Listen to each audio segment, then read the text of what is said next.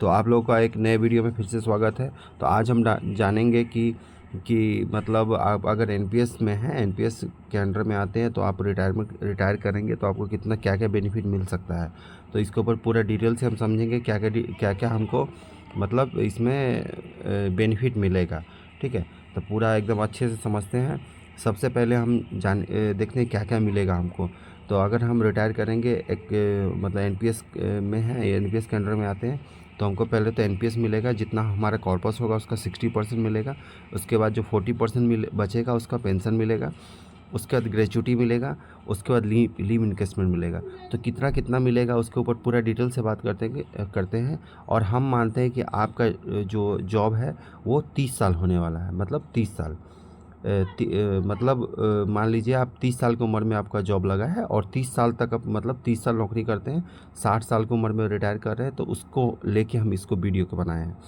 तो सबसे पहले हम एनपीएस के बारे में बात करते हैं। तो एनपीएस करीब करीब मान के चलिए कि आपका मतलब एनपीएस जो रहने वाला है वो मान के चलिए, वैसे तो बहुत ज़्यादा बताया जा रहा है, लेकिन फिर भी हम एक एवरेज में लेके चलते हैं। तो 1 करोड़ के रूप के आसपास में आपका एनपीएस में एनपीएस का कॉर्पस होने वाला है, जो कि आपका जिसका 60% आपको एक मुफ्त लमसम मिलेगा, 60% तक एक मुफ्त मिलेगा। और जो 40% होगा उससे आपको एन्युइटी ख़रीदना पड़ेगा, जिससे आपको मंथली पेंशन मिलेगा।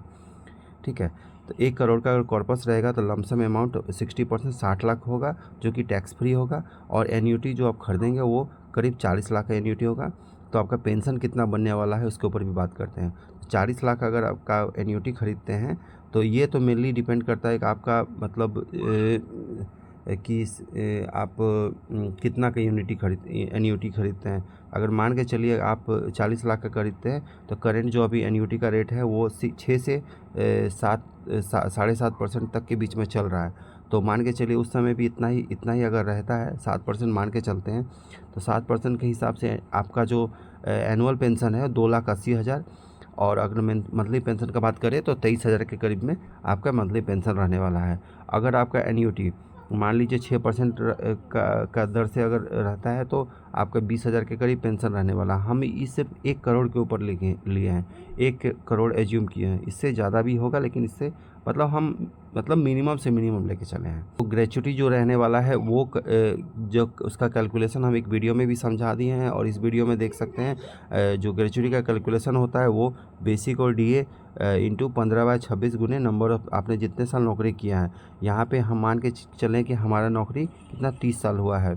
और इसमें जो 15 दिन होता है, एक साल में 15 दिन, एक साल में मतलब एक साल में 15 दिन कैलकुलेट होता है। तो 30 साल आप जैसे किए होंगे, तो उसको इस मेनली इस फार्मूला पे रख के आप अपना निकाल सकते हैं कि आपका किस तरह कितना रहने वाला है। तो उसके बाद हम मान के चलते हैं कि हमारा जो बेसिक जो रिटायरमेंट के समय वो 1 लाख रुपये के करीब रहने वाला है, और डीए 50,000, तो 1.5 लाख। और इसको हम इसका जो फार्मूला है, फार्मूला के हिसाब से अगर हम निकालते हैं, तो हमारा जो ग्रेच्युटी रहने वाला है वो कितना रहने वाला है। देखिए, वो ग्रेच्युटी रहने वाला है 25,96,000। तो हम 25,96,153, लेकिन ग्रेच्युटी हमको मिलेगा सिर्फ 25 लाख, क्योंकि ये मतलब मैक्सिमम 25 लाख ही फिक्स किया गया है। उसके बाद अब हम बात करते हैं लीव इन्वेस्टमेंट हमको कितना मिलेगा। लीव इन्वेस्टमेंट जो होता है मैक्सिमम 300 डेज़ का ही मिलता है। तो अगर आप बेसिक और डीए, जिसका भी सिंपल फार्मूला होता है basic plus DA into number of leave बटे 30। ठीक है, यह 30 दिन लिया गया, एवरेज डे को 30 दिन, एक मंथ में 30 दिन माना गया है। तो यहाँ पे आपका बेसिक और डीए मिला के कितना हो रहा है, 1.5 लाख। उसके बाद मान लेते हैं कि आपको जो जिस फार्मूला के हिसाब से आपका जो है वो करीब करीब 15 लाख रुपया आपका लीव इन्वेस्टमेंट वहाँ से आपको मिलने का चांस है। तो टोटल अगर हम तीनों को जोड़ देते हैं, तो वो हमारा कितना फाइनल कैलकुलेशन होने वाला है। एनपीएस की तरफ से हमको 60 lakh, gratuity 25 lakh, leave investment 15 lakh.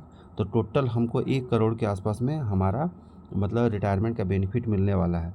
और मतलब ये हम एज्यूम किए हैं, इससे ज़्यादा भी हो सकता है, इतना के आसपास में तो रहेगा ही रहेगा। फाइनल कैलकुलेशन 1 करोड़ रहने वाला है। तो मतलब ये तो हम एकदम मिनिमम से मिनिमम लेके चले हैं। और इतना के आसपास रहने वाला अगर 30 साल आप जॉब करते हैं तो ये हम मेरा एक कैलकुलेशन था।